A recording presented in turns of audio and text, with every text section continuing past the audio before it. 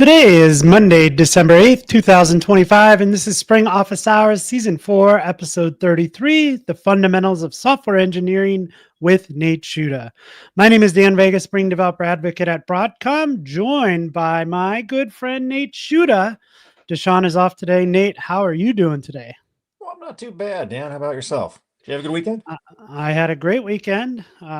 Took the girls to go see the Zootopia 2, so we got to lounge in some nice chairs and watch a movie with the girls. That was a lot of fun yesterday. So Now, are you a bring a blanket to the movie theater? no, Okay, because that's a it thing is I a didn't know thing. existed until It, recently. it it was right next to me. The whole family had blankets on them, and I saw people walking in with it. I said, "Yeah, that's new to me too." Hmm. But I never get cold, so I mean, No, and so many of these seats now they have a little button you can press and it'll get warmer. So I don't yeah. quite know what the blanket's for, but that's neither here nor there, I To guess. to each their own, right? Absolutely. Hey, for anybody who doesn't know the Nate the Great, Mr. Nate Schutta, can you tell us a little bit about yourself? Absolutely. So my name is Nate Schutta. I'm a technical director at ThoughtWorks, which is just a really weird way of saying I'm an architect as a service. I'm ex-VMware, ex-Pivotal, lengthy career in enterprise IT land as architect and developer, also Java champion. Go places, talk about architecture, cloud computing, things of that nature. And you and I just finished a book finally. Imagine that. We did write a book called The Fundamentals of Software Engineering, and that's what we'll get into today. So I just want to remind everyone, if you're here on the live stream, go ahead and get your questions in. We'll see if we can't get them answered. If you missed the live stream, you can go ahead and catch it on the Spring Developer YouTube channel. We also turn this into a podcast so you can take us wherever you go, in your car, on the run, wherever you want to go ahead and listen to us. It'll be a fun one. Ted says, "Hey, going to see Zootopia 2 later this week. No spoilers, please." Yeah, there's no spoilers. I mean, it's Zootopia. It's great. Jason Bateman does such a great job in that. I love him. Something tells me that the trailer is going to give you an awful lot of that movie. But Yeah, you'll get most of it out of that, but it's great. He also says, "Happy IntelliJ IDEA release day." It is a release day. 2025.3 came out today. A lot of new features. There are new islands themes, a lot more Spring support, especially for what is shipped in Spring Framework 7 and Spring Boot 4. They also did a video that I watched a little bit of this morning, kind of going through all these new features. So if you want to learn more about that, I've been lucky to be using the beta for a little while now, and I enjoyed it. So excited for that to be here. So, Mr. Nate Schutta, we, for our live streamers, I'm showing a book, have released a book called The Fundamentals of Software Engineering. Can you tell me a little bit about it? And you are the starter, the creator of this project. So tell me how this got started. yeah, so I don't remember exactly when, but I was laying on my couch and I had this sort of brainstorm about all these little like tips and tricks you pick up as an experienced software engineer. Because it long since occurred to me that there's a wide gap between what we teach you in an undergraduate computer science program and a boot camp, and then the things I really want you to know when you join my project. And so Yep. I started jotting these things down. And I think in my mind, I thought, there might be like a listicle style presentation here, 9 tips to be a better software engineer. You won't believe number 7 or something like that. And I was thinking, "God, can I even get to 9?" And I'm pretty sure I stopped around 42, somewhere in that Oof. ballpark. And I realized there might be a there. And so I reached out to my dear friends at O'Reilly and I said, "Hey, I'm kind of kicking this around. What do you think?" And they're like, "Well, why don't we turn it into an online training first? Let's do fundamentals of software engineering in 3 weeks kind of a thing and see if there's anything there." And there Let's was. workshop it. It's workshop it, Literally. literally workshop it. And so I put together that material and realized pretty quickly that instead of the 9 hours or so of content I needed, I probably had closer to 15 or 16. And so I was pretty comfortable that there's a there. And Yep. again, got the opportunity to workshop that material several times as I delivered that course. And they're like, "Yeah, no, you're right. There is more to this. Let's write a book." And so I worked with our dear friend Jakob to put together an outline for that. Got that submitted and approved, started kicking it off. Unfortunately, Jakob had to step away from the project. And then you had the misfortune of Hmm. tweeting, "Here's the things I want to do this year." And you tagged me because you wanted to play golf with me, which sadly we That was did one not of them. accomplish. Yep. And I'm really disappointed that we were unable to accomplish that. But I Well, did say, "Hey, wait. I can." To be fair, I just looked because I'm putting a video together this for my YouTube channel. I went and grabbed the original tweet and put it in the video. Excellent. That's from March of 2024. And I believe that's the year we played golf in Vegas together. So It could be. Could be. I don't know, time has no meaning since the pandemic. I'm I know. really uncertain as to what day of the week it is most of the time. So Yeah, that's true. Yeah. So yeah. So yeah, you tweeted, I want to write a book. And I said, well, I can help you with that. And then I went, oh crap, what did I just get myself into? Sorry, man. I wasn't going to tell you because then I knew you'd run away. So No. I was recording some stuff for this video, and I said, holding this book, I have a lot of emotions right now, mostly joy.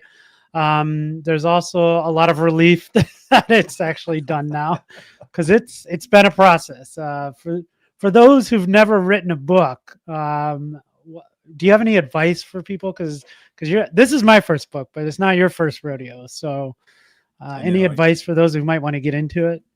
I think this is the 7th project I've been involved with, and Wow. some were shorter, and some were just sort of contributions. But still, I'm not in the same class as Venkat. Let's just put it that way. I don't think anybody is. No, Venkat's remarkably lifelike. First and foremost, I'd say anyone can write a book. I mean, I'm proof positive of that. I think when I was just getting started in my career, I had this idea that books were only written by the select few that were up on some technical pedestal. And I was actually getting coffee with a good friend of mine, and we were walking into a Caribou, and he said, I wrote most of my book at a Caribou. And I'm like, wait, you wrote a book? And I'm like, you're just a normal dude. And so, like, if a normal dude can write a book, I bet I could too. And yeah, that's honestly what sort of kicked this whole thing off for me. But I will say that it is a longer process than you expect it to be. It is not always the easiest process, but the end result, I hope, is a really good product and something that can help people. And so if you've got a view, a take, a vision, there's a pretty good opportunity out there to share that with other folks. And I do think it's a worthwhile thing to have gone through, for sure. Yeah, and if you can get on with like a good publisher, I think one of the things I've learned in this process is that it's not one or two people that write a book. And I kind of knew that beforehand, but being in the weeds with everyone that makes something like our words turn into this book, I just have so much more respect for the process now, because it's an author, it's a co-author, it's an editor, we had 2 editors, it's technical reviewers, it's I don't know what the title is. What is the title of this lovely person that put all of these things together and formatted them correctly? Oh, the like it just are crazy. I don't know how they do it. I don't know how they spot the things that are in there. It's so fast. It is. And you and I have gone through that material multiple times and still missed a lot of those things that the copywriter and the editor whatnot pick up. And it is pretty remarkable. But you're absolutely right, Dan. And I do think that's a really important thing for people to understand, that maybe our name's on the cover, but this book wouldn't exist if it weren't for, Virginia and Rita and Louise and everyone else, and all our amazing, tech reviewers who gave their insights. And, at least a couple of whom probably deserve at least partial writing credit, given the level of input they gave us. And I do think that's an important thing for everyone to understand, is that no book exists as the sole work of one human being.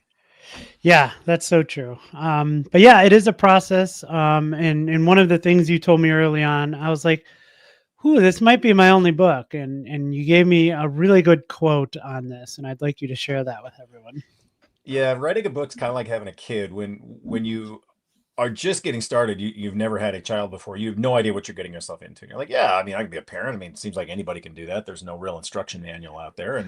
And then you have a kid and you're like, oh my God, that's so much work. I'm never going to do that again. And then some amnesia, I think, kicks in. Otherwise the species would have died out millennia ago. and so you're like, no, we should probably do that one more time. Like, what could possibly go wrong? And I think writing books is very, very similar. When you've never done it, you have no idea what you're getting yourself into. Yeah. Once you do, then you're like, ooh, boy, that's something I probably don't want to try again. And then you'll forget how much work it was, or some other idea will pop into your brain, and it just will, require you to write it down. And so you will. And then next thing you know, you'll have another one, and away you go. It's so funny that you say that you're like not prepared to have a kid. And I just looking back on the first one, it's Oh, clear as day how unprepared I was. First off, I went to the hospital. I packed like a bag. I had like my laptop in it, a book, and I'm like, my wife's like, "What are you doing, man?" I'm like, what? I'm "We're gonna gonna get be some there a work couple. done. Yeah, we're gonna be there a couple days." I mean, little do I know, like it's like every hour this child is crying, and I got to do something. Yep, yep. So there's that. And then after the 2 days in the hospital, I turned to the nurses and go, "Wait, you're not coming home with us? I What the know. heck? I got to do this?" Right, right. Without any So supervision, are you sure? That does not seem like a good yeah, idea. They're like, it's no, fine. no. Yeah, no, So 100%. yeah, so very unprepared. So hopefully we, if you have some questions about wanting to write a book, definitely let us know. I think we can share some secrets to that. All right, so I want to get to the book, Fundamentals of Software Engineering. I want to talk a little bit about the book, kind of what's in it. I also want to tie this back to our good Java and Spring community over here. I was actually on a prep call for another podcast this morning, and our good friend Nikki Pike asked me, "Well, there's probably a ton of Java and Spring code examples in there, right?" And I'm like, "There's some, but this is not a Java book. This is not a Spring book, right? This is for the mass ecosystem of developers out there, for anyone." But we did happen to bring some Java examples in here, right? One of the most famous Java, at least for Spring examples out there, is the Pet Clinic. We were able to wound that into like some examples, so that was fun. But yeah, so I want to start here. If you, I will say this. So if you want to get the book today, you can go on the O'Reilly Learning platform. You can get it there, and you can get access to our book, to all the other books out there. Tomorrow, this book comes out on Amazon. So that's really exciting for me. You can go out and order it there. It should ship tomorrow. I see that it could be delivered as early as Wednesday. I'm excited to get Just other in people time for the holidays. just in time for the holidays. Yes. I'm just Excellent excited for stocking stuffer. other people to read this because Me too. we've poured so much time into this and like we have our perspectives, but ultimately, I don't know if anybody knows this out there, but you do not get rich off of writing tech books. So there has to be another motivation behind it. And there always was for us. Like we enjoy teaching and helping other people. And ultimately, I think that's what we hope this book will do. Will help a lot of people. So hopefully we can get some good reviews on it. And I just can't wait for people to actually read this. So um, okay, so in the beginning of the book, I want to start here because in the preface you have the first line in the book. It's so good. I actually included this in the video that I made for my YouTube channel, and I'll just share it with everyone. Programmer, coder, developer. There are a number of titles used to describe people who create software, but what does it mean to be a software engineer? Despite the way software is often taught, being a software engineer is far more than simply producing syntactically correct programs. Oh, what a great way to start the book, Nate. Well, thank you. I appreciate that. Well, and I think that's always what the fixation is. If I think back to when I was learning computer science, and boot camps are very, very similar. We start you almost immediately writing code. And Mm-hmm. we have this fixation on appeasing the compiler and getting it to pass whatever sort of internal tests you have to say, yes, that lab is complete. You get your points. And we neglect, I think, many of the aspects that truly are the difference between just banging out code and being a software engineer and creating software that can evolve and grow and change and support a business over the course of many, many years. And I think there's so much more to it, and I think you learn, well, I hope you learn pretty quickly on the job that writing code is actually a fairly small part of the job, and that it's Mm-hmm. much bigger than that. And in many cases, it's not even the technical stuff that's the most important to your career success, to your project success. That there's a lot of people stuff involved. There's, how do I understand what is it my customers really saying when they say they want the app to do XYZ, and what does that Mm-hmm. really mean, and getting into that nuance. And I think one of the interesting aspects of being in my line of work is, and certainly you have this experience as well. We get to see a lot of different companies, and Yeah. you start to see some patterns repeat themselves, and you go, oh, yeah, this isn't actually a technology problem. This is a people problem. You've got a Hmm. person issue here. These folks just don't get along, or they don't trust each other. There's something else going on here, that the technology choice has very little bearing on the actual success or failure of this project. Absolutely. I wanna share my screen here because what I have up here is the book on the O'Reilly platform, and I just want to go through kind of the contents, and maybe we could dive into a couple of these and kind of relate it back to our wonderful spring community here. Program to engineer. I know this is a chapter you worked on. How do you what do you think is kind of, because early on in our career, me, I'm just trying to learn how to code. Right. Maybe it's writing code, reading code, but I'm just trying to like take off in this like exciting new career. And so for me, I'm just like banging away at things and like, now the compiler works. Now let me run my application, see if everything is working. What do you think like the biggest thing early on in your career, from moving into like just trying to get things to work to like being an engineer? As you said in the first line there, like of the book, like there's so much more that goes into this than just kind of making things work, right? Yeah, I think it's seeing the bigger picture and understanding that software is a collaborative game. I Mm, think if I go back to the very beginning of my career, there was still sort of the glimmers of that sort of lone wolf programmer, the cowboy programmer that just runs off and it's all in one person's head. And yeah. there certainly was a time where software was small enough that it could fit in one person's brain, but we are long since past that. I mean, you just think about Mm, how many applications that you've worked on that are hundreds of thousands, millions, multiple millions of lines of code. There's just no possible way that it fits in one person's brain. And so you right. realize that working with other people is a pretty important part of this, and understanding how that interplay works. And I think appreciating as well what other people bring to a project, just, the bits of, why do we need to test this? Why is that important? I think, lucky enough early in my career that the person on the other side of the wall from me literally was a QA person.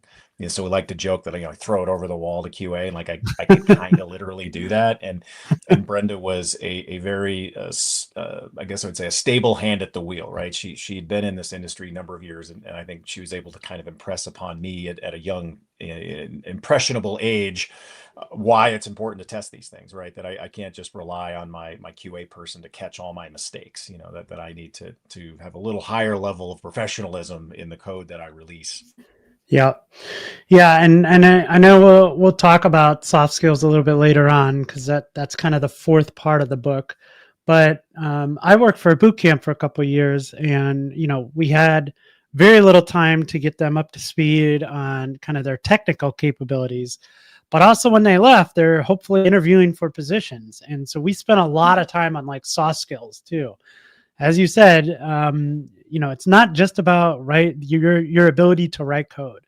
I often tell people like prepping for interviews, like you could be the smartest person in the world, but if I'm interviewing you and you come off as like cocky and like I'm God's greatest gift to computer programming, like I don't want to work with you. And Nope. and that's ultimately what we're trying to do. We're trying to find someone that's going to fit on our team, not the most brilliant person in the world, right? Yep. Obviously, if you know your stuff, that's way better. But I'd almost rather you know your stuff and be a real good person, somebody that I can see myself working with, than be the smartest person in the room, right? Yeah, I remember when I was getting ready to graduate, my advisor and I were talking about, jobs and how do you pick a job and whatnot. And he gave me some advice. He said, over the course of your career, there's different factors you can look at about a job. Mm, Is it going to help me get the next job? Are they compensating me sufficiently? How much are they paying me? do I like the work? Is it compelling technology? And then Yeah. there's the people, and Yeah. obviously the order you put those in changes throughout your For career. I sure. think when we're just getting started, we're much more focused on how is this going to help me get the next job. I think we hit a point where comp becomes pretty important, and I'm Yep. certainly at the stage where the people I work with matters a lot. And I would much Hmm. rather be working on a team with folks that I really enjoy hanging out with, even if what we're doing is not leading edge, amazing stuff, even if it's ancient, legacy, maintenance stuff. That's, as long as it's a good team, that Yeah. means more to me than the actual content in many cases of the work. Right. All right. I think one of my, we've been doing so many of these that I've talked about this a lot now, but I always say like one of my favorite chapters that you wrote, and I think I've referenced every chapter you wrote, but reading code is one of my favorite chapters that you wrote. It turns out that we end up reading 10 times more code than we write as Yeah. software developers. We need to comprehend what's going on in a project. We need to be able to break complex problems down into smaller problems. And all of that stems from our ability to read code. What did you think when you started putting this chapter together? What was important for people to understand when it comes to reading code? Yeah, again, to me, this goes back to the way we teach this is somewhat Hmm. flawed in that we start immediately with writing code, and frankly, half the time we don't even teach you how to write good code. We're just trying to show you the syntax, and as long as it compiles, it must be fine. And so we don't appreciate that when you are doing this professionally, you almost never get to do greenfield development, blank edit, just Yeah. starting from Yeah. scratch. It's almost always, here's an app that's been around for 5 years, 10 years, 20 years, and you don't know how it works. In fact, the people who wrote that are long gone. Why they made these decisions have been lost to the annals of time. And you've got to try to figure that all out. And so having strategies for how you deal with that, I think, is really important. And there's a lot of overlap between that and one of the chapters you wrote around how do I deal with an existing code base, because that is Hmm. such a common theme. Even if you've been in the industry for 4 or 5 years, 10 years, inevitably you find yourself, well, now I'm on a new project and I don't know all this code. I wasn't the Right. developer who started this. I didn't create the original patterns. So now what do I do? And how do I effectively engage with that? I think to me, that's one of those mysteries that we just don't have the time to get into in most programs, because they last 3 months, 4 months, and then you're on to the next Yeah. class, you're on to the next semester, or in a boot camp situation, you're Right. graduated. And so Yeah. you don't get that feeling of, and now what? I think for me, that was one of the most interesting transitions when I got into the real world. I was so used to that school rhythm of everything is about a semester long and then it resets. And whether it was good or bad, it's only going to last a semester. And then you get into the Yeah. real world, and after 9 months, you're like, wait, I'm still working on the same project I was working on 9 months ago. I thought this would change. Isn't it supposed to change every 4 or 5 months? Right. It's like, yeah, Right. no, not in the real world.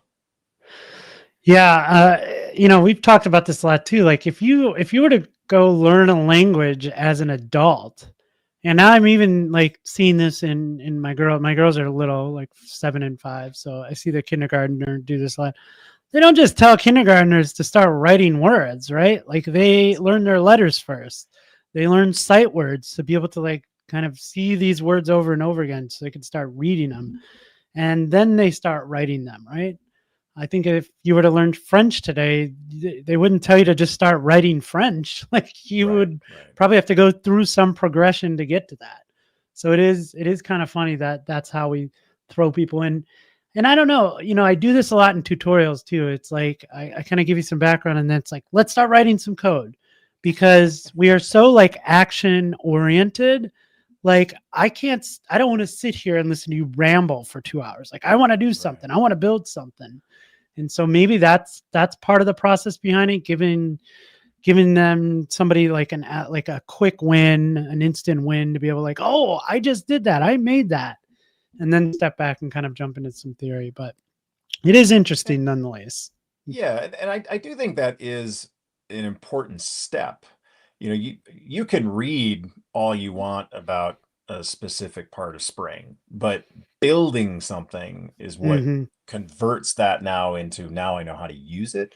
So I'm Yeah, certainly not saying you should never write code. I mean, that's silly, for but sure. you do need the skill of how do I read someone else's code? How do I approach code that I wrote 2 years ago? We've Yep. all had that experience, right? We're looking at some code and you wonder like what idiot wrote this, and then it slowly dawns on you that, oh, it was this idiot. It just is I'm a the couple idiot. years ago and I forgot that I wrote this, and Shoot, sorry that about was a that. couple weeks ago for me.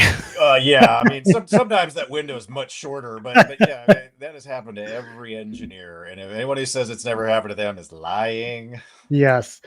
I want to point some out because you just reminded me. So each of these chapters that we're kind of talking about today, or that's ultimately in the book, they're not exhaustive.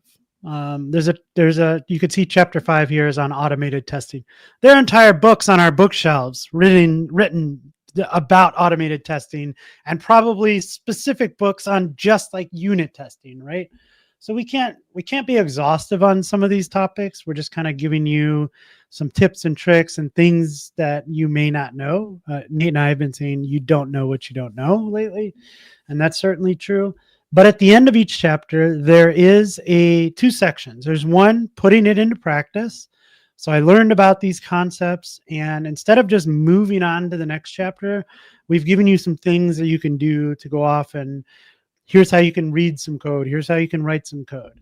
So take the opportunity to do those if you get them in the book. And then there are resources like, oh, I really need to learn more about automated testing. Maybe I didn't know end-to-end testing was like a thing, right? So here's some resources to go read more on that particular thing. So you'll find that in the book.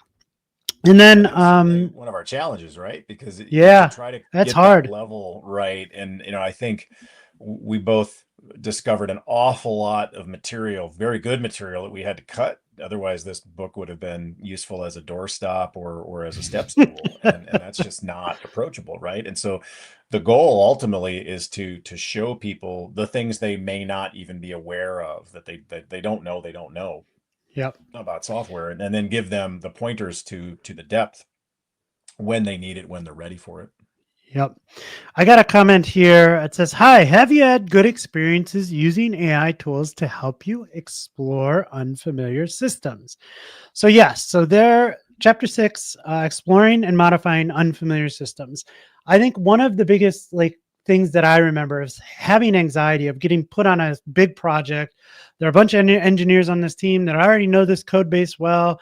They get a feature thrown their way. They know how to go ahead and attack it. As somebody new to this code base, I had lots of anxiety. Like, oh my gosh, this seems humongous. Where do I start? Is there documentation? Are these tests ready to go? Like a lot of anxiety around that. And I think if you have a plan, there are some ways to kind of attack an unfamiliar code base. So we talk about, going in and finding the entry points of an application. This could be different or the same depending on languages and frameworks. And just some things that you can do to kind of get yourself familiar. One thing we did throughout the book is there is a chapter on AI, but throughout the book, and there's not a lot of them, but where it may seem like a good idea, we had an AI tip. And so in that chapter, I put a little tip answering this question. Do you have experience using AI tools to explore unfamiliar systems? And yes, I think this is a wonderful use case for AI.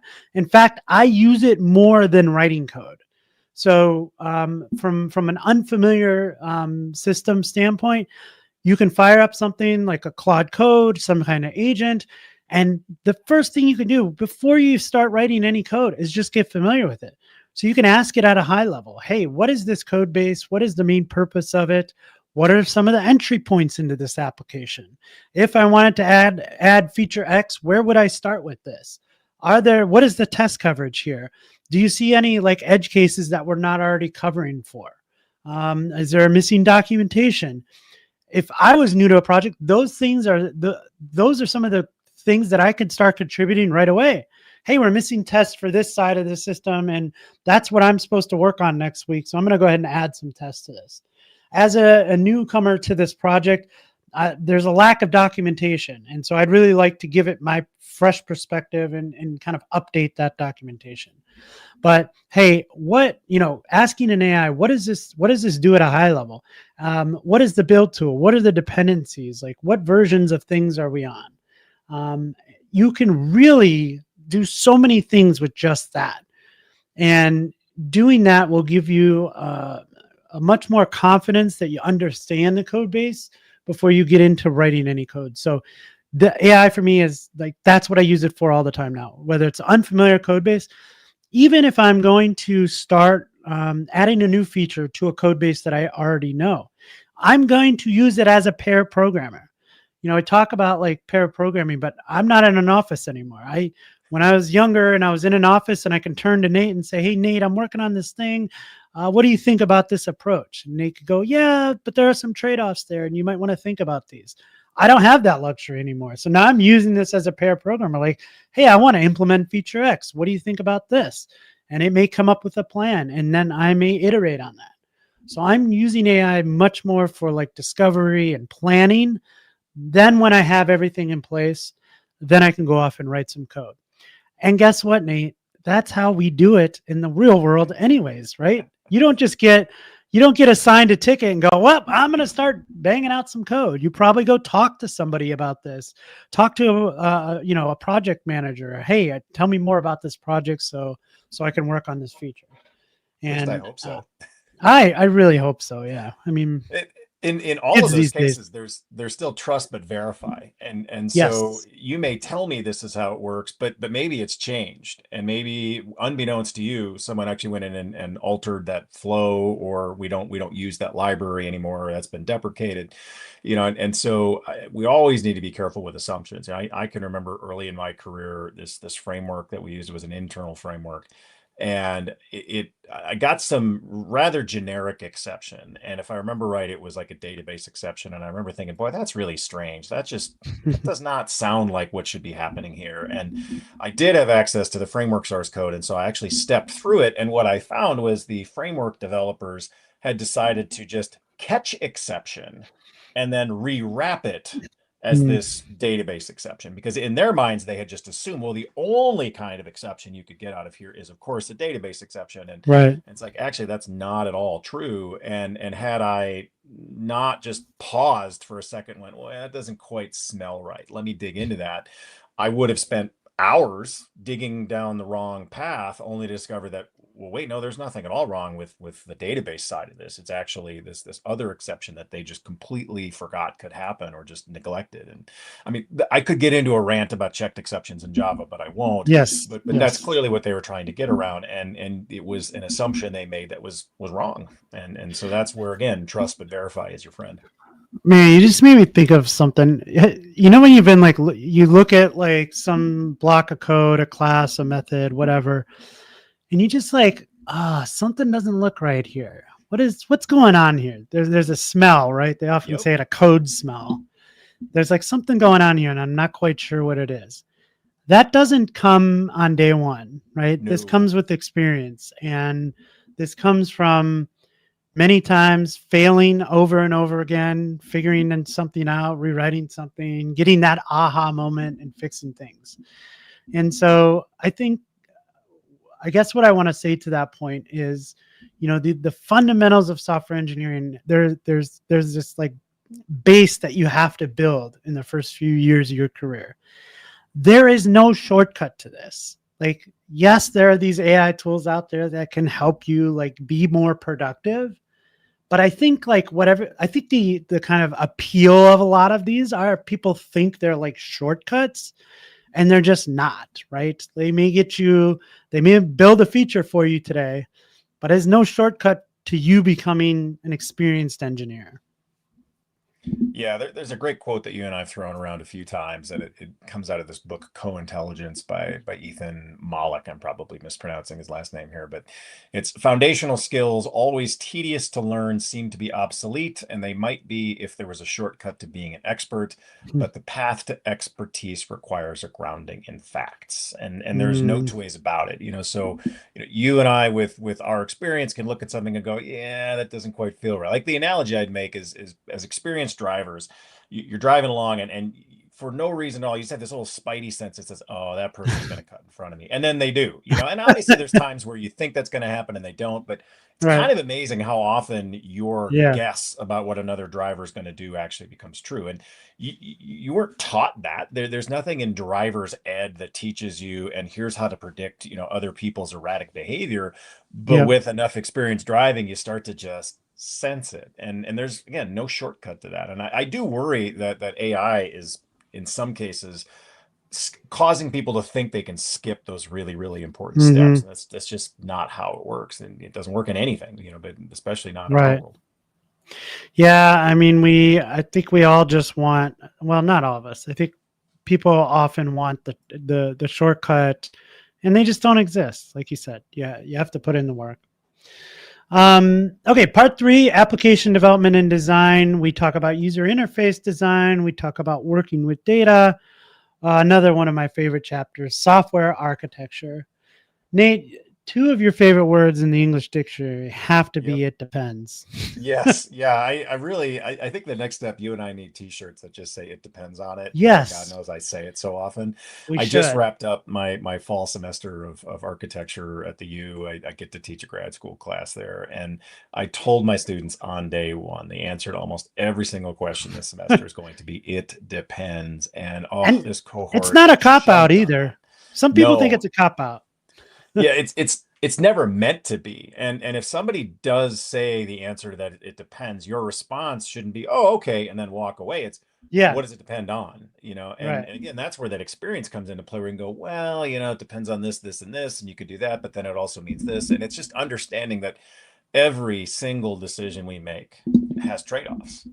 right. Some are minor. If you have eggs for breakfast, well, then you probably also can't have French toast. Like, well, that doesn't really matter in the grand scheme of things. Just have French toast tomorrow then. But there's Yeah. other decisions that are pretty darn impactful, and you do need to think through, well, if I do this, then that means I can't do that. And so how do I want to approach that? Well, Nate, everybody writing microservices. We're just going to split all of our services up into microservices, right? Because that's a Totally. thing. Yeah, no, Yeah. what could possibly go wrong? Yeah. I mean that Yeah, there's no consequences to that. none whatsoever, because we all understand how easy it is to debug a microservices architecture.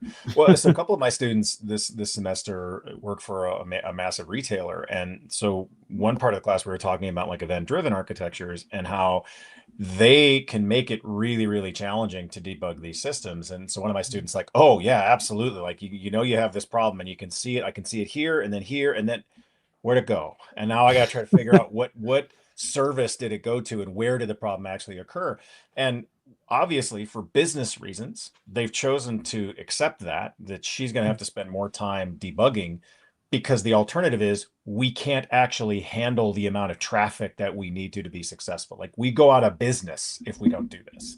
And so it's understanding what those trade-offs and those costs are. I've been working with a client in kind of the same vein, where it's like they kind of want to jump all the way to the most complicated way of doing things. And so Right. one of the principles that I've tried to instill in them is sort of this crawl, walk, run, or must be this tall to ride.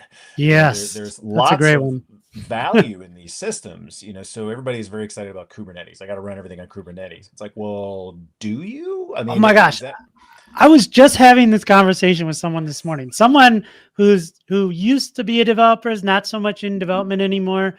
I was told that they basically vibe coded their own like special unique app in excellent? this like domain that they understand. And I thought that was great. Like, hey, you get to like build this thing. That's a lot of fun. It's a They're great proof of deploying it to concept. Kubernetes. And I'm like, what are you Oh, doing? Like, you wow. are a solo developer who is just trying to get something out into the world. Did you hear Kubernetes from somebody else and decided you had to go down that path? Like, Yes. you must be this tall to ride. Like, Mhm. eventually you might need that infrastructure, but like, you could pay $5 for a VPS or something somewhere and probably host it there. 100%. I was out at Ignite a couple of weeks ago, and I was actually talking with some of the Kubernetes folks out there that work on AKS, and I was kind of asking them, like, where, at what point do you transition to AKS from like Yeah. container services, container apps? And it very much is you'll know it when you need it. And Yeah. the I've heard this repeated multiple times by people that know Kubernetes very well. Getting Kubernetes up and running, like day one, is not the hard part. I have Hmm. every confidence that you or I or pretty much any remotely technical individual can get that initial cluster running. It's day two that bites people. It's that Hmm. care and feeding. It's, well, how many clusters do we need? How many nodes do we need in that cluster? And what do I do when I have to upgrade it? And how do I safely do like blue green deploys or canary releases or any of the other deployment strategies that I might want to apply? That's where the pain comes in. And Yeah. I for my client right now, I very much hope that they are so wildly successful that the only way they can handle that success is by using AKS. Yeah. But for right now, like that's kind of overkill. Right. That's to me the equivalent of, well, I need to get 10 bags of mulch. So I'm going to go get my commercial driver's license and get a semi so I can drive 10 bags of mulch up to my house instead of just I'll throw them in the back of my truck. Like you Right. don't need a semi for 10 bags of mulch. You Yeah. don't need AKS to run a couple of services. This reminds me when I would like help a bunch of people, like you get started on new projects and everybody's like, well, I don't know if I want to use a relational database because Twitter uses these document storage graph databases so that they can handle the scale. And I'm like, you're not Twitter. And if Right. you get to be Twitter at someday, congratulations. That's a good problem to have. Yep. Yep. Yeah. And that's exactly it. So it's awesome to have those problems, but Yeah. don't go there till you need it. And so Right. let's wait until you've actually hit the level of scale that requires you to need that specialized services. That usually means you're going to have more resources they know what to do with because you're going to be having, making money hand over fist, Right. and so you'll be able to bring in the people that know how to actually run that stuff at scale. Right. All right, part 4 of the book, professional development and growth. And I think this is a great way to end the book. Some really good stuff in here, starting with powering up your productivity. I imagine this is where some of those tips and tricks came in that you were sitting down writing on your couch that one day. Yeah, absolutely. 100%. How to like build your personal toolkit to be a little bit more productive. And we're not talking AI here. We're talking like all the other things out there, right? Yeah, and I think this is the stuff that we kind of lose sight of, and especially go back to how we teach this. When you join our fraternity and you become a software engineer, you've signed up for a lifetime of learning. Mm, Sorry about that. If that's inconvenient, then I guess maybe not try a sorry. different. I love that. I do too, because it gives us stuff to play with all the time. My joke Yeah. is it's like it's your birthday all the time. There's always new toys to play with, and I think that's great. It can also be very overwhelming. Oh It can yeah. give you fear of missing out. It can cause you to burn out. I mean, there certainly are some Hmm. consequences to that aren't always positive, but you have to be able to pick up new things, learn new things, and then how do I apply that and do that quickly and at scale?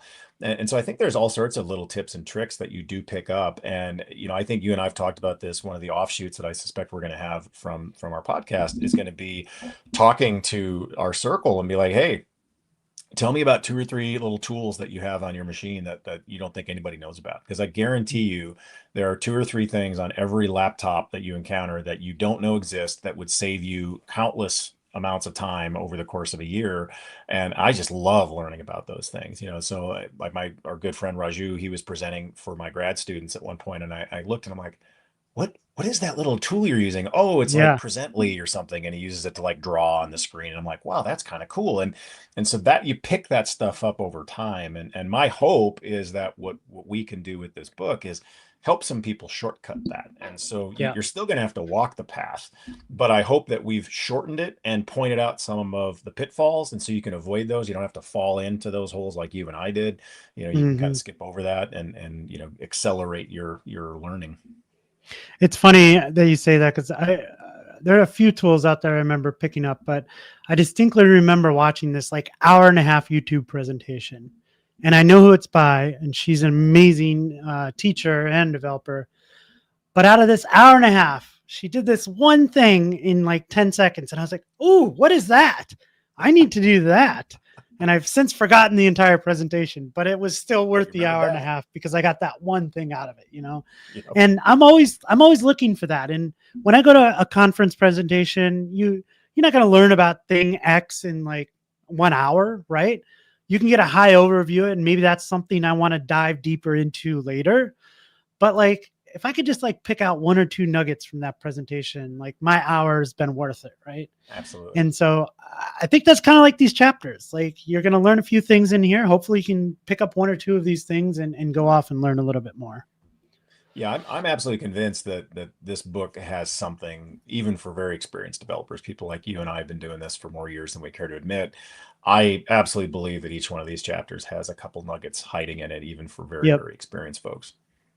So I've told you this many times, but one of the chapters I wasn't so interested in writing was the one on career management. And it turns out probably one of my favorite chapters in the book now. Yep, me too. And I think for this reason alone, nobody, 20, oh gosh, I got to put this number out there. Like 24 years ago when I started doing this, nobody sat me down and said, like, here are some paths that you can take. Yes. I thought it was, I'm going to learn how to code, and then I'm going to learn how to code more, and then I'm going to be a real developer, and then I'm just going to code some more or become a manager. I thought that was my career. And I still, to my credit, decided to stick with it, knowing that that was my career. But I wish somebody would sat me down and said, like, there are many paths that you can take in this. And maybe first you just like learning how to code and understanding things and trying to like figure things out. But there are other paths you can take. And if those things are interesting to you, start working towards those goals now. And so we talk about some of the different paths in here. You're an architect. I'm in a developer advocacy role right now. Like, I didn't know those things were possible. And so what we talk about in this chapter is like, if you want to be an architect like Nate, here are a couple things that you could do. First, if you work in an organization with someone like Nate Schutta, buy them some coffee one day and say, hey, you've been doing this a long time. I'm very interested in doing what you're doing. Can you give me some tips on how your career path looked like, how it went? Because not everybody's is the same, right? We all got here differently. But what does that look like? And I like to use the kind of walking backwards from your goal approach. Okay, if I want to be Nate in 7 years, in years 5 to 7, these are the things I need to do because he's doing those right now. To get to year 5, in years 3 to 5, I got to be doing these things. In year 1 to 3, I got to be laying the foundations and learning these fundamental skills, right? So we talk about kind of working backwards from your goals. And as you said, deliberate skill acquisition. There are so many things we could be learning. We could spend every day, all day learning the things. And I hate to break this to you, but you are not going to learn everything. Once you come to grips with that, your life will be a little bit simpler because you realize you can't learn everything. But once you have a goal of like, I want to be an architect, these are the things I need to focus on. I can start to acquire those skills and push all of the noise outside and say, yep, that AI tool looks like fun, but that's not for me right now because this is what I'm focused on. So I had a lot of fun putting this chapter together, and I really think this is going to help a lot of people, especially early on in their career, right? Yeah, totally agree. I had a very similar experience when I think back to just learning computer science.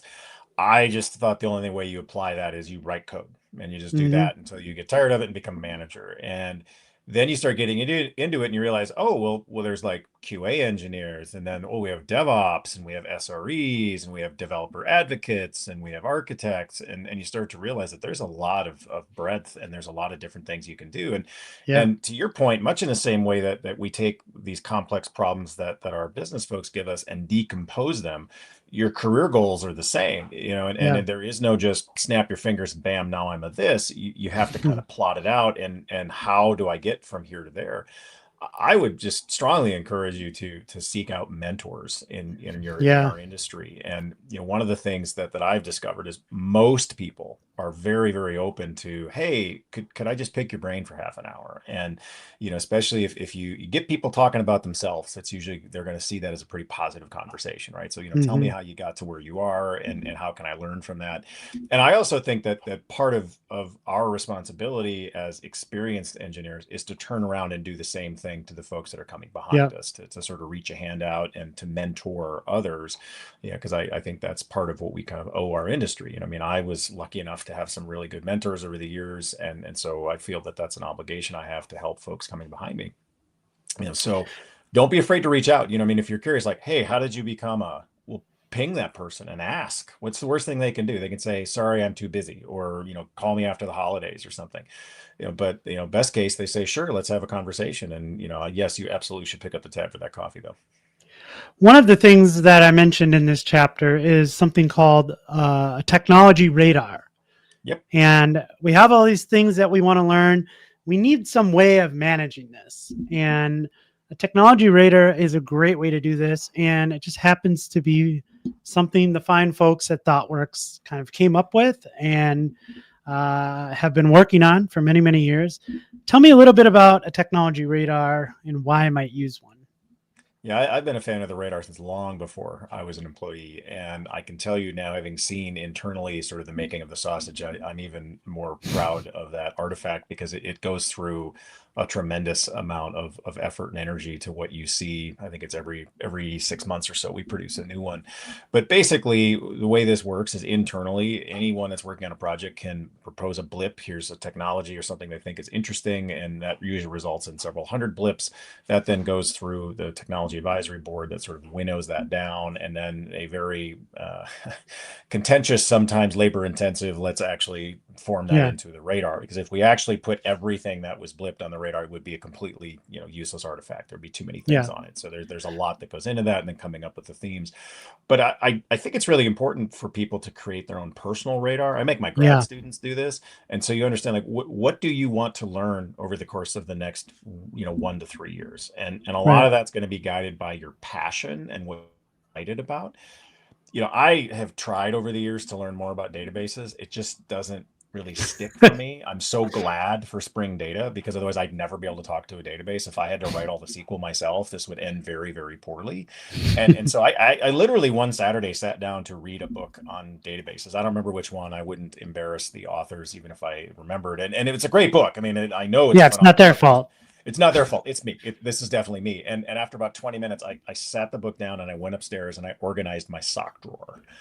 Not a Oh, well, euphemism. everybody needs a good organized sock drawer. I 100%, get it. 100%. But I mean that was an indicator to me that this is just not my passion. I'm not ready for it yet, and so you've got to let your passion guide you. And I think having a little bit of some thought to that, and what do I want to be working on this month, next quarter, can really help focus you, because there is no shortage of things you could play with. And Yeah. so having at least a little bit of guidance around that, and you can certainly change it at any point. I think that's another part I always try to encourage my students on is, if you decide after 2 weeks or 2 days or 2 minutes that, oh, I'm not interested in this anymore, fantastic, go pick something else. There is this veritable plethora of things in front of you. Right. And so pick the thing that you're excited about and go deep on it until, yeah, okay, that's no longer my thing.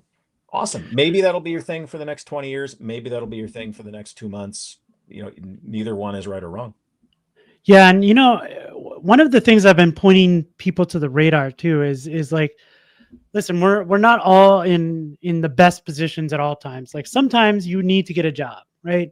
And hey, I need to get my next job. What are people hiring for? Now you could certainly go out on LinkedIn, look at positions, see what kind of technologies people are trying to hire for. You can also look at the radar and say, like, what are we holding on to right now? What is this? What are the strong technologies that we should be paying attention to? But also kind of future proofing yourself.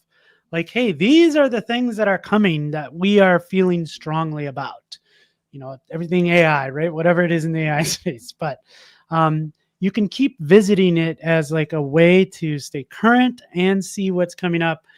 I like to say kind of like filtering out the noise, because if you go on Twitter or LinkedIn or anything else, it's just going to be, here are all the greatest things that you need to learn right now. Yep. There's a new AI model out A this lot of week. It's marketing. the best thing ever.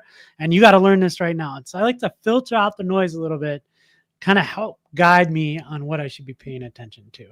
Yeah, it's portfolio theory.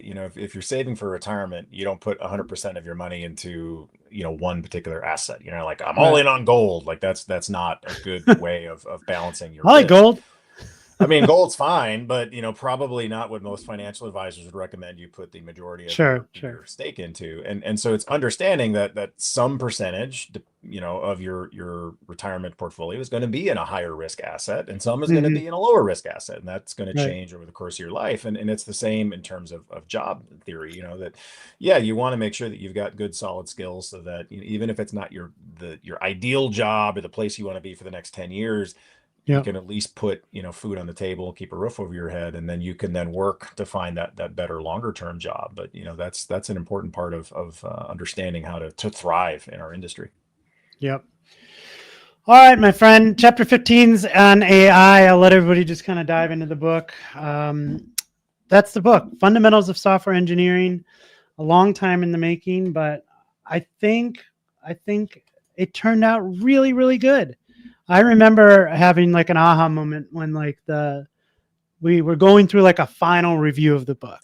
And I had read like pieces of your chapters and probably, but not until like everything was like edited. And I was sitting outside just sitting by the fire when it was still light outside. It gets way too dark Oh, here, way too I early miss now. those days, man. The heady I days of know, late I know. summer. I was like sitting outside by the fire and just reading through this book, and I was just so proud. I thought everything turned out really well, and I'm just excited for people to get this in their hands. And yeah, we'd love your feedback. If you can share your reviews on Amazon or on O'Reilly. You can just ping me or Nate. Send me an email. Send us an email. We won't share it if you don't want us to, but if you do want us to share it, we will go ahead and share it on the website. We do have a website, fundamentals of SWE.com. You can learn more about the book and the podcast, Nate. We recorded episode 1 of the podcast, kind of similar to this, to be honest. But that is going to be coming out soon, and we're excited about that. Any last word, my friends? Well, I just want to thank you for all your efforts on the book, Dan. It is a far better outcome thanks to your involvement, and I really do appreciate everything you wrote. I think the irony to me is my favorite chapters were the ones that you wrote, and Yeah. I don't know what that says about what I wrote, but I'm like, oh man, that's a great chapter. Like you No. killed My that one, favorite man. chapters are the ones you wrote. I love learning to learn and reading code, so I get it. I mean, part of it, I'm sure, is when you hear your own voice Yeah. on record, you're like, oh God, do I really sound like that? Maybe it's, Yeah. oh God, did I really write that? Right. All right. Nate, thoughtworks.com, right? Absolutely. Yep. And where else can people find you?